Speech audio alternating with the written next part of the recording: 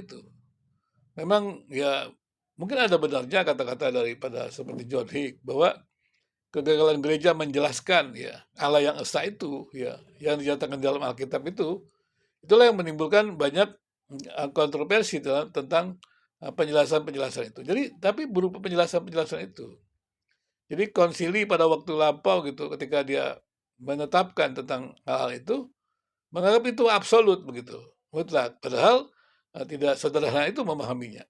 Nah, itulah tugas gereja sebenarnya untuk mencoba kembali, ya, untuk mencoba kembali menjelaskannya, mungkin supaya dalam konteks saat ini. Tetapi ya tidak perlu memberikan label sesat kepada yang berbeda, sehingga ada dialog yang ada. Dan menurut saya juga apa namanya perjumpaan agama-agama, baik perjumpaan agama antar agama, perjumpaan antar denominasi agama, mesti harus perjumpaan-perjumpaan yang lebih terbuka.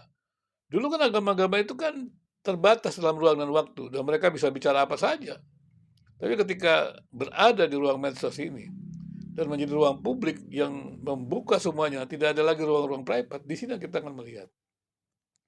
Jadi setelah saya melihat ya, Handritan, apa namanya, berpandangan seperti itu ya silakan-silakan saja gitu. Untuk saya tidak ada masalah itu. Dan Handritan itu mungkin hanya tidak menyadari bahwa dia berubah itu biasa saja gitu. Jadi jangan pernah berpikir ada perubahan dogma itu biasa, kemudian yang berubah itu dianggap sesat. Ya nggak bisa begitu. Ya jadi jangan cepat-cepat gitu. Karena perubahan nanti kan berubah lagi dia. Dan memang pengetahuan kita tentang Allah itu memang akan berkembang. Berkembang gitu. Ada perubahan-perubahan ya biasa saja. Ada kuantitas gitu, mempengaruhi ada kualitas. Tetapi kan itu konstruksi pengetahuan manusia kepada tentang Allah. Tetapi kalau sumbernya sama, ya nggak ada masalah. Tapi kan kita tidak bisa menjadi Allah yang tak terbatas. Kita tetap terbatas.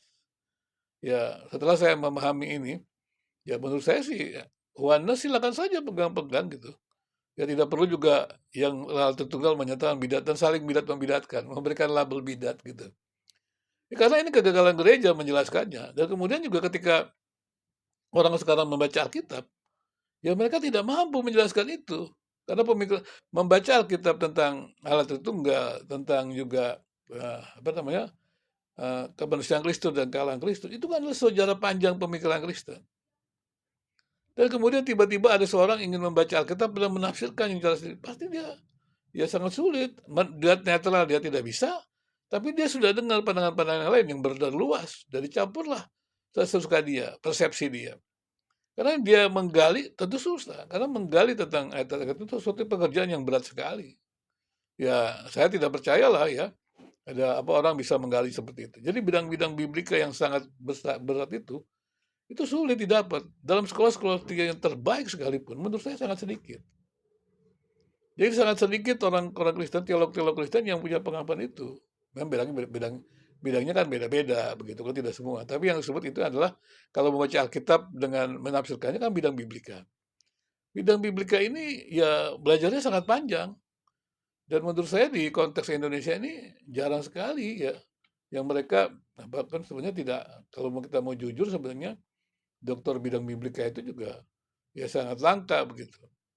Sangat langka dan kemudian tiba-tiba dia juga mengambil doktor biblika dengan profesornya. Ya, setahu saya profesor biblika dulu hanya satu orang begitu.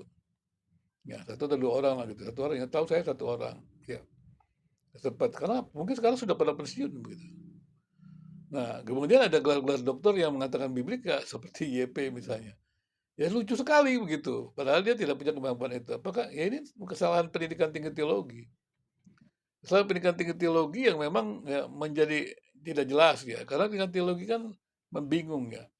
Pada satu sisi mereka tetap pada teologi, tapi kemudian juga ada prodi-prodi yang lainnya. Nah, ini yang menjadi persoalan-persoalan perkembangan-perkembangan yang terjadi. Sedangkan pendidikan tinggi teologi belum siap untuk itu. Dan kemudian ya banyak juga pendeta-pendeta yang sekadar menyandang gelar pendidikan teologi. Belajarnya tidak serius, tapi dia mau pakai gelar gitu. Jadi banyak orang-orang apa namanya sarjana teologi, magister teologi, bahkan doktor-doktor teologi yang tamat dalam pendidikan tinggi teologi bicara tentang Alkitab sebenarnya tidak memadai. Secara khusus dalam hermeneutiknya. Ya, ini penelitian saya ya untuk sekolah-sekolah teologi. Secara khusus tidak memadai karena profesornya kebanyakan juga bukan profesor teologi, apalagi profesor biblika. Ya itu sangat langka sekali. Jadi bagaimana bisa luarannya itu punya kemampuan biblika seperti itu? Nah itulah sebabnya kita harus yang untuk pendidikan tinggi teologi mesti prihatin ya. Nah saya juga tidak tahu bagaimana cara memberikan solusinya. Karena masing-masing gereja kan punya arah denominasi sendiri gitu. Nah, berbeda dengan Katolik yang punya arahnya satu, ya. Tapi juga ada kelemahannya dia tidak bisa progresif begitu. Tapi kemudian di kalangan Protestan itu sangat progresif gitu. Seperti ya itu tadi pendeta HTD yang progresif dia sebenarnya dia berubah. Dia sebenarnya Kristen progresif, nggak apa-apa. Ya, dia berubah. Tapi dia kemudian memakai yang dulu. Sebenarnya dia juga tidak bisa mengatakan yang dulu salah karena dia pakai juga itu begitu. Cuman ya mungkin dia dapat data baru dia merumuskan baru. Apalagi ketika dia balik ke belakang, yang dia katakan itu sesuatu yang sudah ada gitu. Bukan sesuatu yang baru, karena memang dia tidak mungkin menciptakan yang baru. Kenapa? Karena kemampuan teologinya sangat lemah. Tapi paling tidak bisa dihargai lah mungkin bahwa dia mungkin sudah bicara terbuka, ya cuma meskipun dia tidak paham tentang hermeneutik. Jadi menurut saya persoalan dari gereja-gereja yang kongregasional, secara khusus adalah persoalan hermeneutik. Dan mereka baca Alkitab dan mereka menafsirkan Alkitab. Dan mereka tidak paham faktor-faktor penafsiran Alkitab. Meskipun kalaupun mereka paham, itu sangat sederhana. Sebenarnya dia tidak boleh membangun sebuah doktrin yang kemudian menjadi dogma. Kenapa? Karena memang bangun doktrin menjadi dogma itu adalah konsili, sinode. Tapi persoalannya adalah gereja-gereja kongregasional itu bergantung pada satu pendeta. Nah ini persoalannya. Itulah sebabnya kita melihat dalam gereja-gereja kongregasional seperti itu. Saya tidak sedang memberikan